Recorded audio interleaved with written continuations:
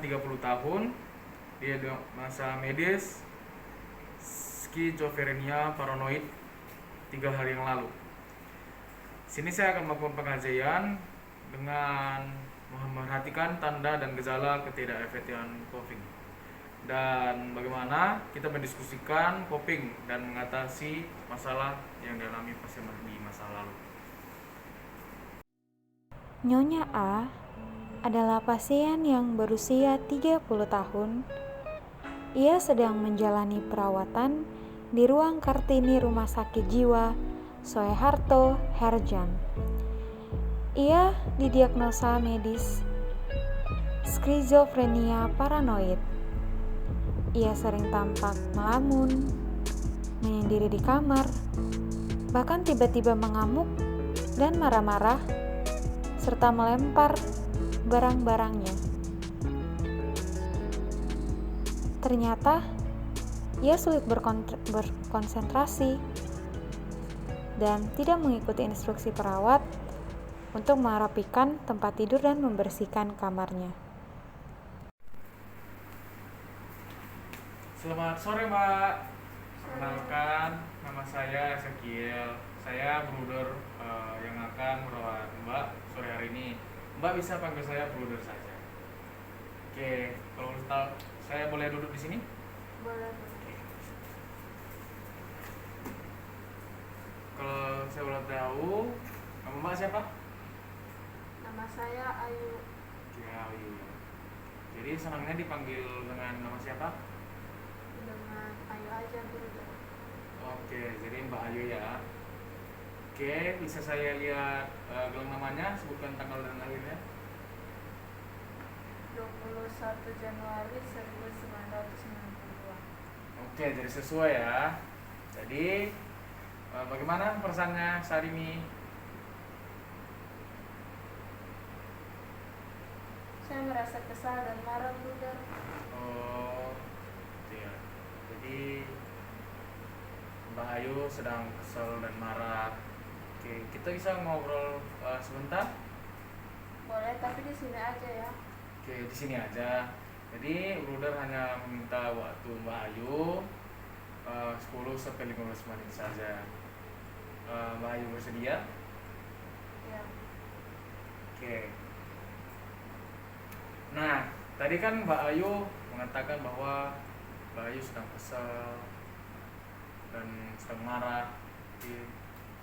Kalau boleh saya tahu penyebabnya apa yang membuat Mbak Ayu itu kesal dan marah?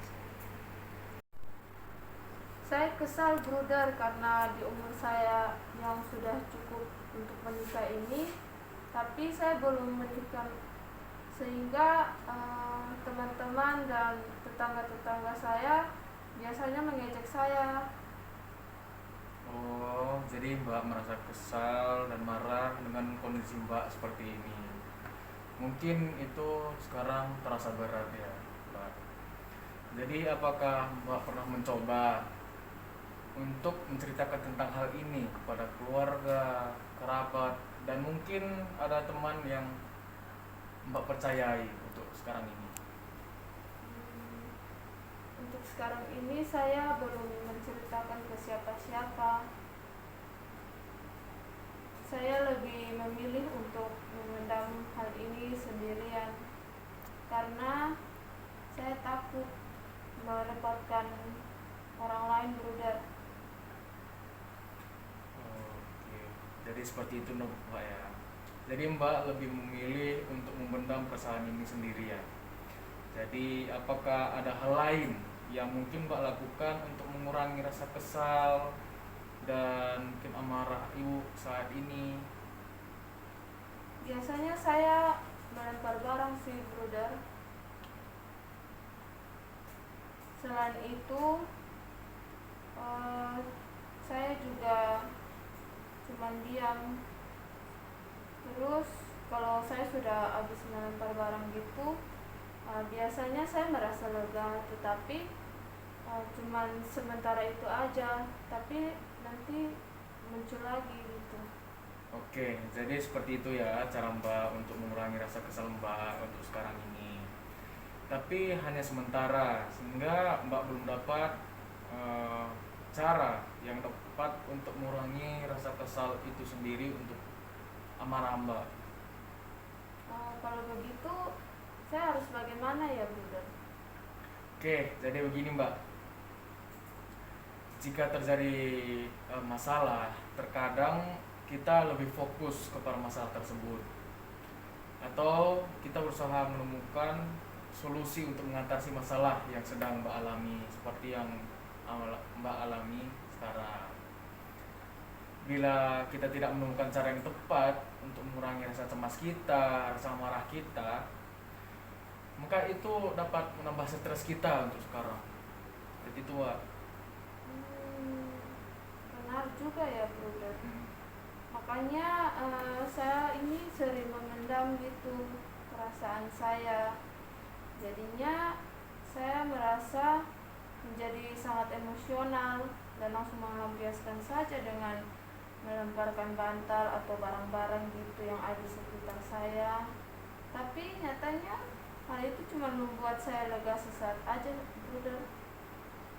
Oke, jadi kalau begitu saat ini kita akan berdiskusi mengenai coping yang tepat untuk mengurangi rasa kesal dan atas masalah yang Mbak sedang alami. Apa Mbak bersedia untuk berdiskusi dengan saya? Boleh, Bruder. Saya bersedia. Oke. Nah, Mbak, dari sekarang kita mencoba mencari atau coping dengan Mbak melakukan konseling kepada psikolog dan mencoba menceritakan kepada Bruder seperti saya saat ini, atau orang Mbak yang percayai yang sebelum katakan seperti teman, kerabat, dan mungkin ada keluarga, agar Mbak tidak terus menerus memendam perasaan yang Mbak sedang alami. Atau Mbak juga bisa melakukannya dengan berolahraga, membantu menyapu di luar, seperti membantu membersihkan tempat tidur Mbak, agar Mbak tidak terus memikirkan masalah yang Mbak sedang alami. Seperti itu Mbak. Iya. Benar juga ya. Saya belum pernah sih mencoba cara-cara seperti itu. Nah, sekarang kita bisa coba lakukan. Mbak bisa memilih cara apa yang akan Mbak lakukan hari ini, agar nanti bisa saya masukkan ke dalam tabel atau aktivitas keseharian Mbak. Saya lebih memilih untuk merapikan tempat tidur sih. Oke, jadi Mbak memilih merapikan tempat tidur. Nah, jadi itu juga dapat mengurangi rasa kesal dan amarah Mbak saat ini. Jadi seperti yang kita lakukan juga barusan, sudah bagus ya Mbak. Jadi Mbak sudah dapat menceritakan masalah yang Mbak rasakan pada saya. Bagaimana ya Mbak sudah terbuka. Jadi bagaimana perasaan Mbak setelah menceritakan masalah yang sedang Mbak rasakan saat ini?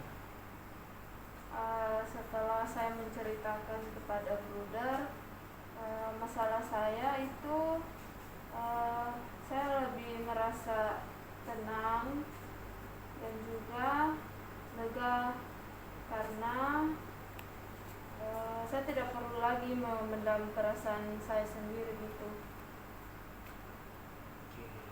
Iya Mbak, jadi seperti itu ya. Jadi dengan menceritakan masalah yang Mbak alami kepada orang Mbak yang percayai merupakan salah satu cara di mana yang merupakan cara efektif untuk mengurangi rasa kesal dan rasa stres yang Mbak alami sekarang. Iya begitu. Oke Mbak, jika Mbak mau, Mbak Ayu juga dapat berkonsultasi dengan tim psikolog. Di sini juga kita sudah menyediakan jika Mbak mau. Boleh. Oke, jika boleh, Mbak kira-kira mau jam berapa untuk ketemu tim sekolah? Besok mungkin jam 9 pagi aja, brother. Oke, jika begitu saya akan memasukkan ke jadwal harian Mbak Ayu untuk sekarang. Selanjutnya Mbak mau merapikan tempat tidur di jam berapa? Di jam 11 siang, brother. Oke Mbak, saya juga sudah tambahkan ke jadwal harian Mbak hari ini. Dan Mbak Ayu dapat melakukannya secara atau setiap hari supaya mengurangi pikiran Mbak sekarang. Baik, sekarang bagaimana perasaan Mbak Ayu? Apakah Mbak bisa ulangi apa yang sudah kita diskusikan saat ini? Saya merasa lebih lega sih, brother, karena saya sudah berani untuk terbuka menceritakan masalah yang dialami kepada brother, dan saya juga sudah tidak memendam masalah saya sendiri, sehingga saya juga sudah dapat mengurangi rasa kesal saya. Yang tadi kita berdiskusi itu bahwa cara saya dalam mengurangi rasa kesal saya dengan memendam masalah saya sendiri, kemudian melempar barang itu tidak efektif dalam menangani stres saya gitu. Saya juga hanya merasa lega sesaat pada saat saya melempar barang mungkin. Lalu cara yang tepat itu untuk mengurangi rasa kesal saya yaitu dengan menceritakan masalah saya ini ke orang lain atau kepada brother atau kepada orang-orang yang saya percayai, atau juga seperti yang brother tadi bilang, berkonsultasi dengan psikolog. Kemudian saya juga dapat mengalihkan pikiran saya dengan cara merapikan tempat tidur. Seperti itu kan, brother? Ya, benar sekali Mbak Ayu. Jadi Mbak Ayu sudah dapat memahami bagaimana cara yang efektif bagi Mbak Ayu untuk mengurangi rasa kesal dan amarah Mbak yang rasakan saat ini. Ya, hal ini dapat Mbak lakukan ketika merasa kesal berulang kali dan mengurangi stres Mbak yang rasakan seperti yang mungkin Mbak pikirkan saat ini. Oke, terima kasih, brother. Sama-sama Mbak Ayu. Oke, apa ada yang ingin Mbak Ayu lagi sampaikan untuk saat ini? Untuk saat ini belum ada sih, brother.